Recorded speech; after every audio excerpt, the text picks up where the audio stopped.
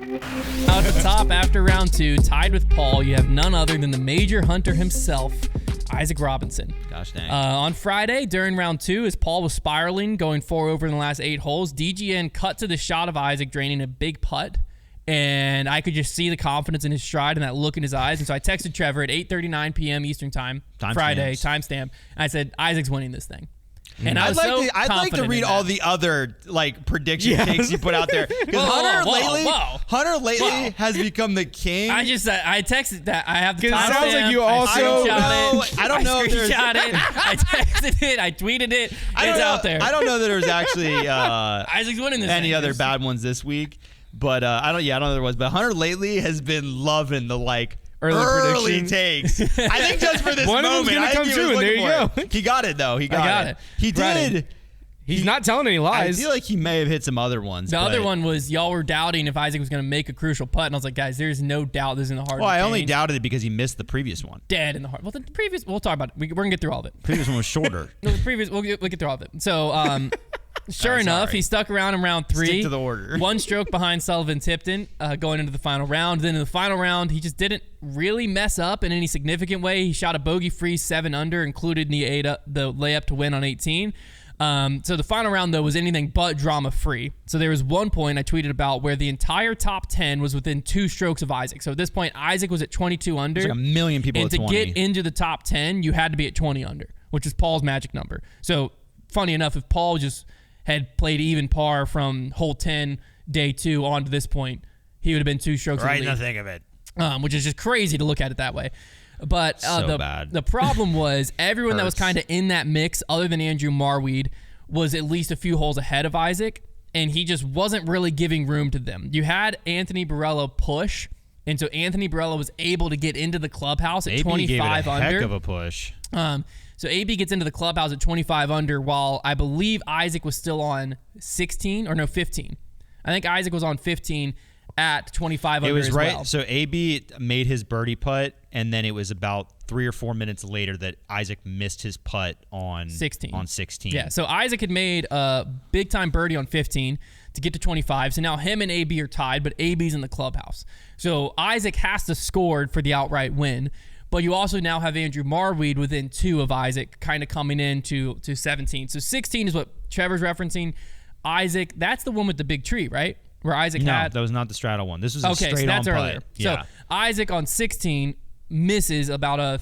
They're calling them both 39. That one was probably closer to 33, 35. On coverage, they called it 44, the second one. Yeah, the I'm saying the one was first more one. like 35. Yeah. So the PDGA Did not has think he them was both at gonna 39. miss. So he misses that one on 16. Caged it. Then on 17, you now have Marweed within 2. Marweed's approach shot comes to 25 feet for birdie, which if you know anything about Andrew Marweed, that's in the basket. He's the best putter on tour. Like 97% C1X putting for a season. Like this dude doesn't miss. So now you know Marweed's at 24 in your head. Isaac's at 25. Isaac throws a great approach shot, but just juices it. Well, he threw his drive to begin with about as far as I've ever seen him throw a disc. He was pumped up on adrenaline. Pumped up. Yeah. And so it goes over the hill, down, and he has, like, I agree with Trevor, probably outside 40. Up the hill, too. Uphill. So yeah. It was a good look for C2. Very tricky putt coming up. If he missed it, it's basically going to be almost, it feels like guaranteed 1-stroke game going into 18. Not to mention he would have to birdie 18 to beat AB because he'd be tied with AB going into 18. He stepped up and threw this putt with like less than 5 seconds. I literally looked away for a second, then I heard chains and was like, what? The dude just didn't even think about it and just drilled it into the heart of the chains. It was so center. Uphill. And he big putted Andrew Marweed because now Marweed has a level 25-foot putt. Like, again, never missing that. Bricked it. Missed it. He taps out, so he stays at 23. Isaac now is at 26, meaning he just has to par hole 18, which hole 18 is not an it's an easy par based on like what has to be executed, but with the wind and all the OB, a lot can go wrong. Yeah, you still have to throw a shot.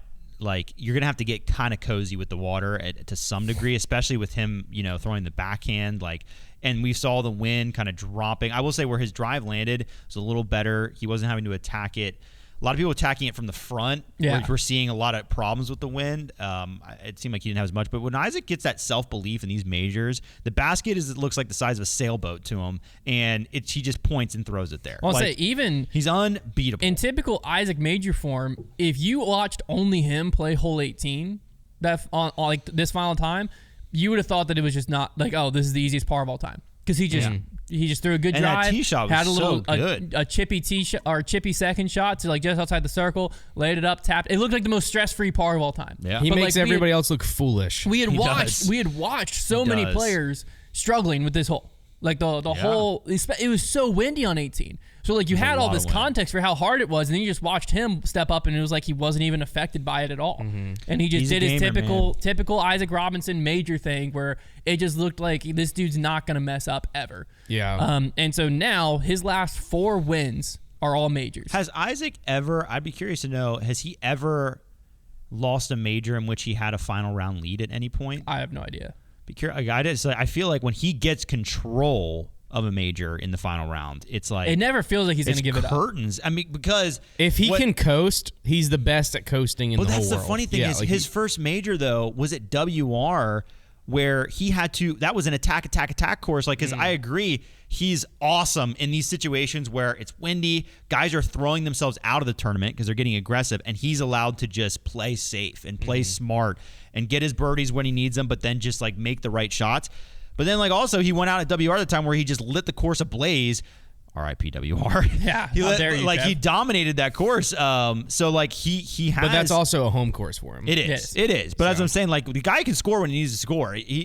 It's just so fascinating. It is major funny, champions. He's just cool and collected. At Ivy, that final round, he really did make everybody else out there look silly. Yeah. Because like, why are you throwing all these silly shots? Yeah. Oh, just a little putter here and then just throw it over here.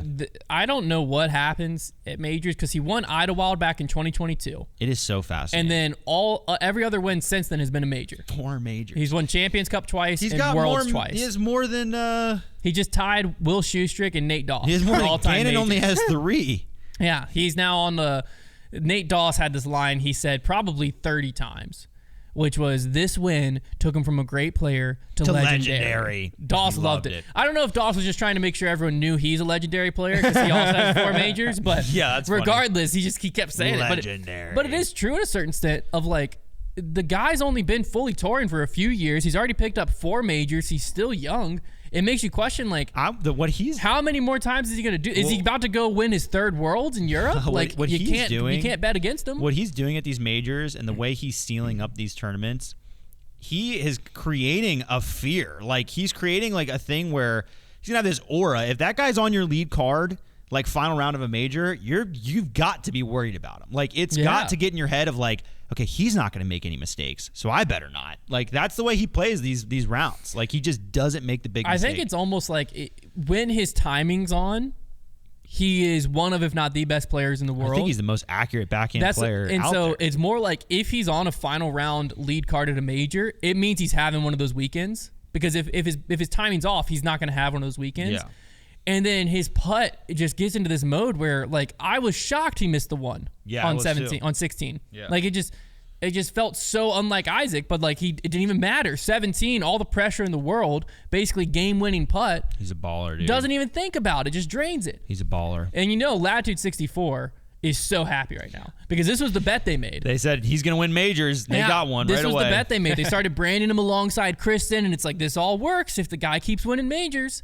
And here you go. I hope he got a nice bonus from Latitude for that. Well, he got a nice paycheck from Latitude for this contract in general. What was his contract, by the way? I think he gets like 120 something a year. Was it 120? I think it's 125 a year. Okay, I couldn't remember. I was trying to remember yesterday. That'll do the trick. My wife said, I can find "Is he rich?"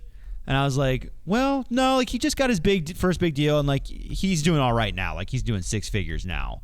But I'm like, he's not the richest of them. So I couldn't remember what. He's comfy. 3-year deal. Let me see. Yeah, it might be $175,000 a year guaranteed. No, he's doing really well. He's projected to make north of $300 a year he's with rich. sales incentives and bonuses. That'll do the trick. Yeah, that'll do the trick. He's rich. Yeah, so he's doing just fine out there. He's rich. He's doing just fine out there. Not to mention he made considering his earnings, he'll probably do $250,000 this year. Because this is he's doing pretty well. Well, they're projecting him to be at 300 from Latitude alone per year. All right, he might do like $400,000 this year. Because I think this tournament alone, he probably buy like a pretty good used truck. Yeah, he's made 16 grand this tournament alone.